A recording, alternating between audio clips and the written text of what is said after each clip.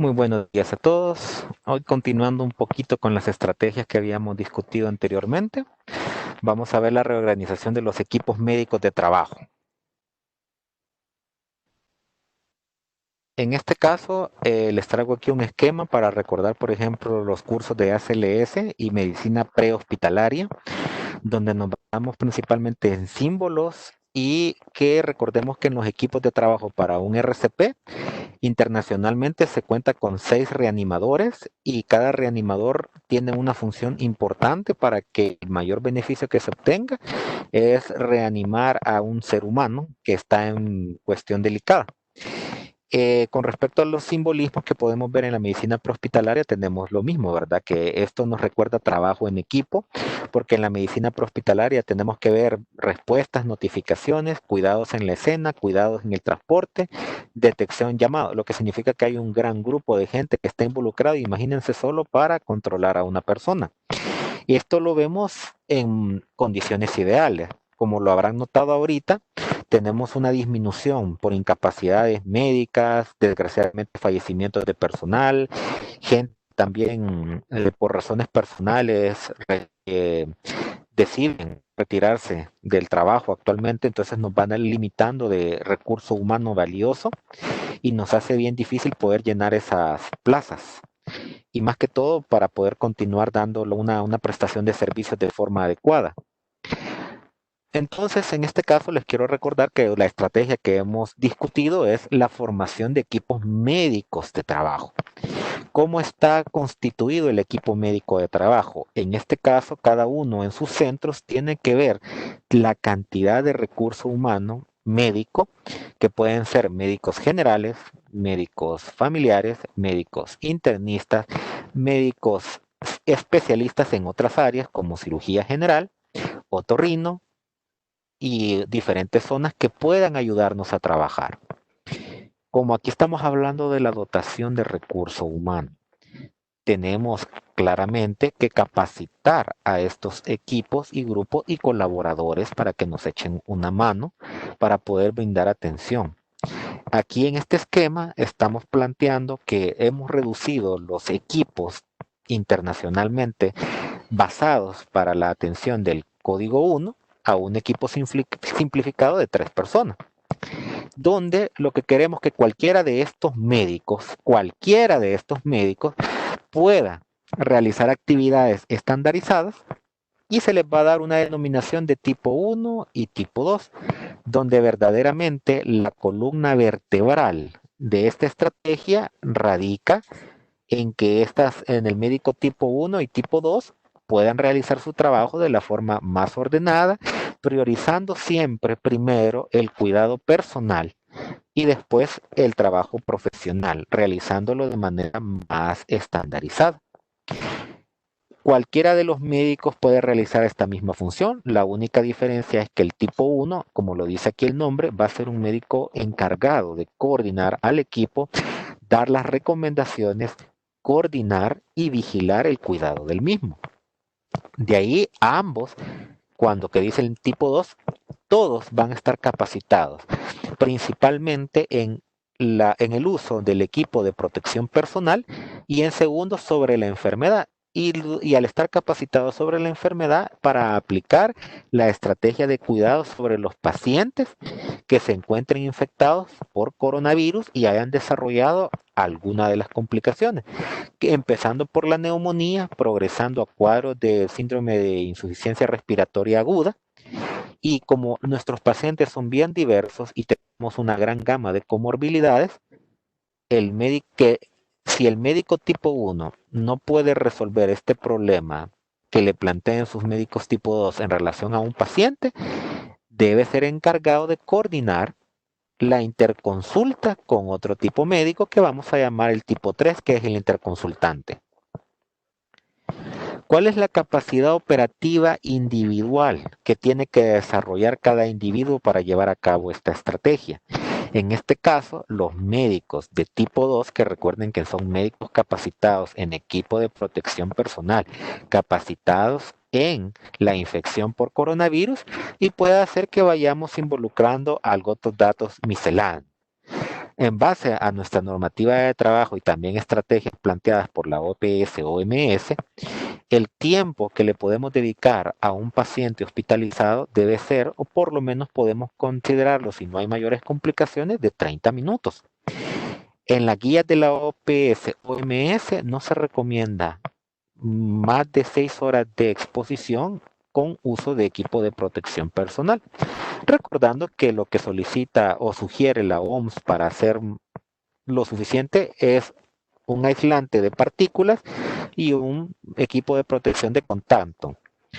Entonces, tenemos planteado 2.5 horas para el manejo o vista de 5 pacientes, lo que da la capacidad que este individuo puede alcanzar a 10 personas en un lapso de 5 horas, que es menos del tiempo sugerido por estas instituciones. Y en una jornada de 8 horas implicaría incluso que tienen un tiempo previo para poder realizar esta acción y tienen una hora todavía para poder evacuar las zonas de trabajo. Recordando también que parte de la educación médica es que hay también una estrategia para poder organizar a estos pacientes, lo que nos va a permitir tomar ciertas actitudes, como poder ir al baño antes de ingresar a las áreas de trabajo, comer antes de entrar a las áreas de trabajo, aquellas personas que tengan alguna enfermedad controlada como hipertensión y diabetes que puedan tomar sus medicamentos o cumplimiento de sus medicamentos previo a la entrada a las áreas. Ya el acto médico en un acto más pequeñito, estos 30 minutos, ¿cómo lo vamos a conceptualizar en la forma pequeña? Es que el médico se acerque a su paciente para hacer preguntas. Recuerden que las acciones tienen que estar definidas ya, ya evaluadas, entonces tenemos que obrar en una zona de seguridad junto con el equipo de protección personal y debemos colocarnos a una distancia de 1 metro del paciente y todo interrogatorio se tiene que hacer desde acá. El interrogatorio es desde el saludo, presentarse, cómo se siente, el paciente preguntarle cómo ha cambiado su cuadro, cómo lo autopercibe, si hay algún tipo de documento que llenar se mantiene a esta distancia y el médico debe proceder a entrar de esta zona de seguridad que está definida por este metro en una distancia personal a una zona de riesgo cuando el paciente está expectorante. ¿Y para qué va a entrar el médico? En este caso, a hacer la evaluación médica con la toma de signos vitales y hacer las pruebas de titulación de oxígeno. Recordemos que si son pacientes con neumonía, están ingresados porque han llegado a un cuadro de insuficiencia respiratoria hipoxémica, lo que se traduce en una disminución tanto de la PO2 en gases arteriales o una disminución de la saturación de oxígeno. Por consiguiente, el médico debe evaluar con un saturómetro si hay mejoría a la disminución de los litros de oxígeno proporcionados, ya sea porque esté con una mascarilla con reservorio o que esté con una cánula nasal. Y eso le va a permitir reclasificar la condición del paciente. O sea, si estaba grave, pudo bajar a una condición moderada o bajar a leve, o si estaba grave, pasó a una condición muy grave que implica trasladarlo a una unidad de mayor complejidad.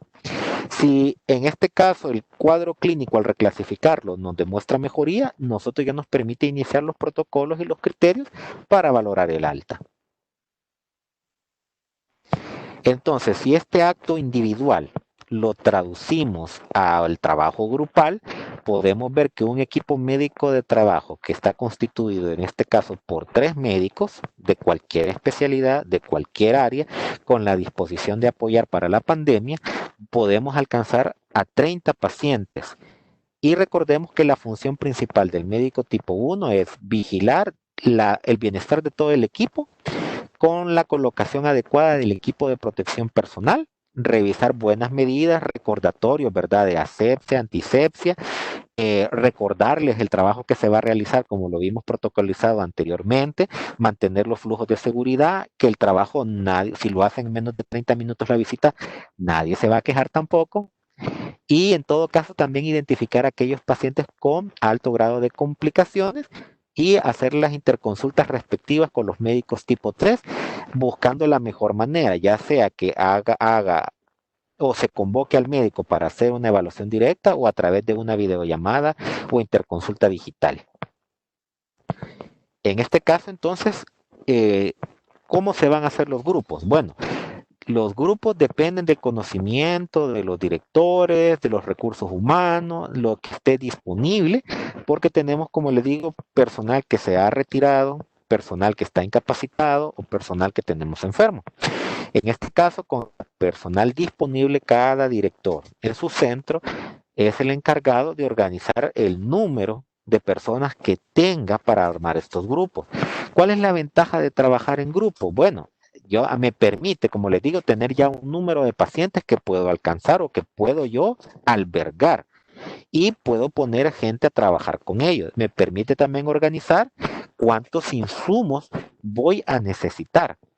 Me permite también identificar cuánto van a ser los incrementos y recursos que voy a estar necesitando también para atender pacientes, porque el paciente también implica que vamos a tener necesidades que han incrementado tanto de oxígeno, días de hospitalización, espacio físico, generación de basura, ropa, y por consiguiente, si yo quiero aumentar mi capacidad de pacientes, también tengo que considerar mi recurso humano, porque no es ilimitado.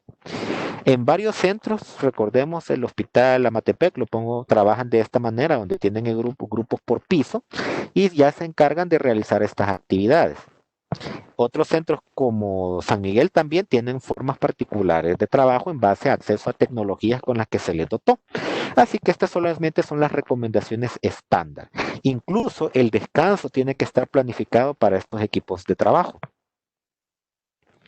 Con respecto a la duración de la jornada de trabajo en las 24 horas, que es lo que vivimos día a día. Recordemos que tenemos centros que están abiertos las 24 horas, los 7 días de la semana.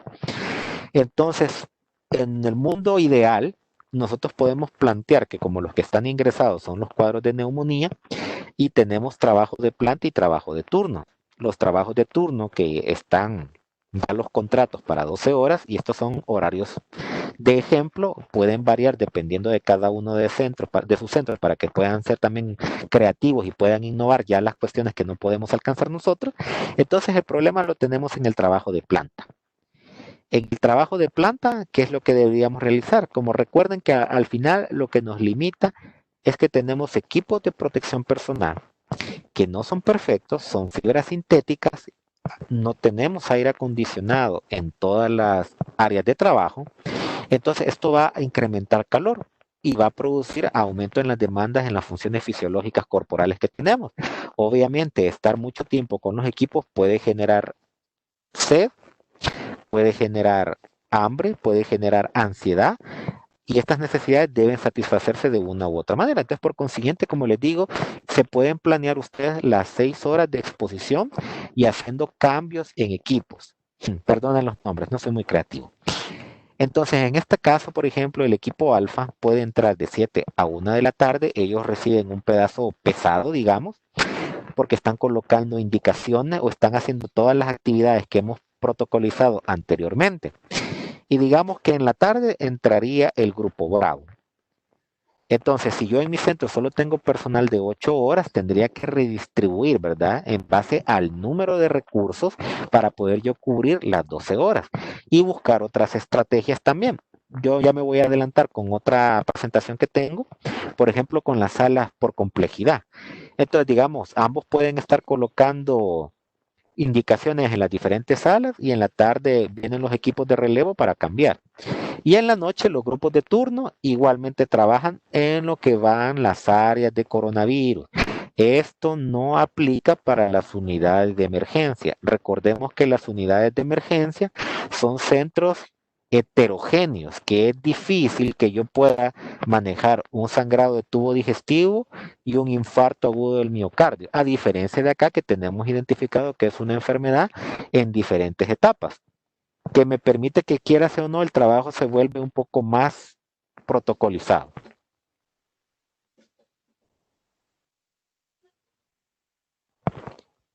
Ahora, viéndolo todavía un poco más pequeño, con respecto a solo la jornada de día, les mencionaba que entonces tendríamos que idealmente contar con dos equipos, uno que nos en las salas de coronavirus, ¿verdad? Y aquí está la disposición de recursos humanos, o sea, con respecto a los médicos. Enfermería también debe plantear una estrategia similar para disminuir el número de personal y alcanzar el mayor número de pacientes que podamos atender. En este caso, los dos equipos implican 2 médicos que funjan como médicos coordinadores y 4 médicos que sean médicos capacitados. Y que si en este caso hay alguno que se incapacite por la enfermedad, rápidamente puede ingresar a este proceso y ser sustituido en el equipo, donde siempre se estén dando las medidas de equipos de protección personal y como están capacitados en la enfermedad, puedan realizar el mismo proceso. Con estos dos equipos, al mismo tiempo, obviamente, tendrían una capacidad operativa para 60 pacientes, pero hay centros que no tienen el espacio físico ni cuentan con los suministros para poder llevar a cabo esto. Así que con un equipo, recuerden, pueden ver hasta 30 pacientes. Lo importante también acá, que lo voy a ir cazando, ¿verdad? La estrategia por salas, que la voy a explicar en otra presentación. Tenemos las salas de neumonía grave y las salas de neumonía moderada. Y ahí también se puede estar rotando a este personal para que no estén en el mismo lugar. Y en la noche es lo mismo, ¿verdad? Recuerden que en la noche tenemos ventajas y desventajas. Tal vez no es la colocación de gran número de indicaciones, pero sí tenemos los ingresos en nuestra institución. La mayoría de pacientes se ingresan por la noche o a estas áreas de resguardo de pacientes. Sí, a medida la pandemia fuera aumentando o tenemos limitación en el recurso humano, tenemos que llegar todavía a estrategias más complejas donde hay que ampliar a los equipos médicos. ¿Cómo se van a ampliar estos equipos médicos? Partimos de la triada básica del médico tipo 1 y de los 2 médicos capacitados. Sin embargo, en este caso, al no tener médicos de tipo 1 y una gran demanda de pacientes, tendríamos que reforzar con más médicos capacitados para llegar a un valor total de 50 pacientes en estos equipos ampliados, que se vuelve más complejo, ¿verdad? Y mayor responsabilidad para el médico tipo 1, que a su vez tiene que empezar a delegar funciones de coordinación a los médicos más antiguos que tenga ahí, para que en algún momento todos nos vamos a convertir en líderes. También al aumentar el número de pacientes, recordemos, el tiempo también se vuelve difícil y hay más funciones y procesos legales que debemos resguardar. Por lo tanto, tenemos que aumentar la capacidad operativa. En este esquema estoy planteando, por ejemplo, ya no es un solo médico que va a estar involucrado en la observación del paciente. Aquí pueden ser ya 2 médicos, donde un médico está haciendo la parte de la evaluación médica, otro médico se dedica solo a la toma de signos vitales, pero está informando al otro médico que es el que lleva el registro. Este médico hace la titulación de oxígeno y se le comunica a su médico que está colaborando y hace todo el proceso. Sin embargo, aquí ya es donde la tecnología cobra valor para nosotros, ya que sea que busquemos el mecanismo para tal, porque aunque este médico hace el trabajo operativo y este médico hace el resguardo de la información, tenemos capacidad de reportarla y aquí va a ser importante también que vayamos planeando el apoyo por personal no clínico, dado que si en algún momento nos podríamos quedar sin médicos. En este caso, el apoyo del personal no clínico tendría que ver que busquemos a otros paraclínicos, a personal de enfermería, personal de administración, para que nos apoyen en la corrección de indicaciones médicas, en la realización de notas de evolución, porque recuerden que el recurso médico va a estar dentro de las salas y si salimos nosotros a colocar indicaciones y todo, el trabajo se atrasa y se vuelve mentalmente más confuso. En cambio, en este caso, el proceso termina con todo él. Termina con la generación del documento escrito de todo el paciente para que se puedan entregar las recetas, la información de los pacientes, de cómo están en base a su estado de severidad y los censos que deben estarse reportando constantemente. Ya vistos de forma operativa, como les digo, la importancia del equipo de trabajo implica que hagan ellos mismos su monitoreo de los equipos de protección personal, que se cuiden a sí mismos para disminuir entonces la cantidad de personal enfermo. Es recomendable también que cada equipo se identifique y que genere un sentimiento de pertenencia, tenemos un caos cuando entramos, no sabemos quién es la enfermera, quién es el médico, quién es el de terapia respiratoria, no se puede parlantear a un equipo, si es necesario trasladarlo a diferentes zonas o se necesita que se vaya a hacer una intervención de choque, tenemos que saber manejarlos como una pieza de ajedrez.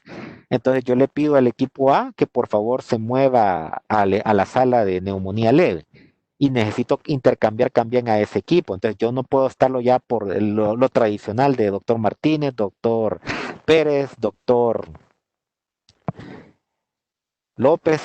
Entonces necesito ya una denominación por grupo porque se mueve el grupo y así como el grupo entra, también el grupo sale. Lo otro es tener clara la función del equipo, realmente no se va a improvisar, o sea, las acciones ya están predefinidas. Como les digo, una neumonía moderada puede pasar a severidad con grave y una grave a muy grave. Entonces, la neumonía leve, perdón, la neumonía moderada podemos manejarla hasta cierto punto con una mascarilla con bigotera. Podemos tener una neumonía moderada, perdón, una neumonía grave que la voy a tener con un reservorio y si el paciente ya entró con cuadros de insuficiencia respiratoria aguda, tengo que haberlo identificado previamente si este paciente es candidato a darle terapia en una unidad de cuidados intensivos o por el contrario, ha generado una secuela que por lo que también debo iniciarle un protocolo de cuidados paliativos. En los pacientes que tengan una mejoría clínica, está realizando las pruebas de destete para poder dar altas y poder nosotros garantizar flujo o los espacios complicados. Y nosotros ya utilizamos indicaciones protocolizadas, lo que significa que cabal, hay pacientes que van a cumplir esquemas de una semana, donde lo único que va a cambiar es que vamos a llevar el conteo de la numeración de esos pacientes o agregar algunos datos o algunas medicinas particulares para el mismo y al terminar el protocolo y hay mejoría clínica, darle de alta, informando cabal al primer nivel de atención para que lleve el seguimiento. Las acciones predefinidas, como les dividía, perdón, como les explicaba, van a mejorarse si tenemos bien identificadas nuestras áreas de hospitalización. Y para eso nos sirve la clasificación entre los diferentes grados de severidad de la enfermedad. También al tener esto identificado y tener nuestros grupos conformados, nos permite cumplir los flujos de atención. ¿Y cuál va a ser la ventaja? Disminuir la exposición, disminuir la contaminación y por consiguiente lo que queremos es menor número de personas del personal infectados. Y es más fácil que cuando tenemos este rol de liderazgo, que para mí también tendría que ser rotativo entre las personas del mismo equipo, van a ayudar mucho para la colocación de indicaciones y despacho de medicamentos por los horarios que tenemos que cumplir en nuestra institución.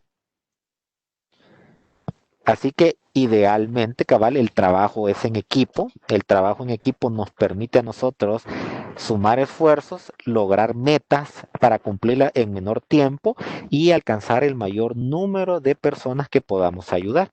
Y también haciendo las interconsultas respectivas a los especialistas en las enfermedades que estos equipos no tengan capacidad de resolver. Ahí podemos consultar, preguntar e interconsultar. El apoyo remoto es una probabilidad, la hemos visto cómo se está llevando en otros países. En nuestro caso estamos limitados en base a los recursos que podamos conseguir, pero ahí, como les decía, tienen la libertad en sus centros de probar mecanismos, tecnologías, estrategias que puedan funcionarles y optimizarlos adaptados para el espacio físico, para el recurso humano y los suministros con los que puedan contar.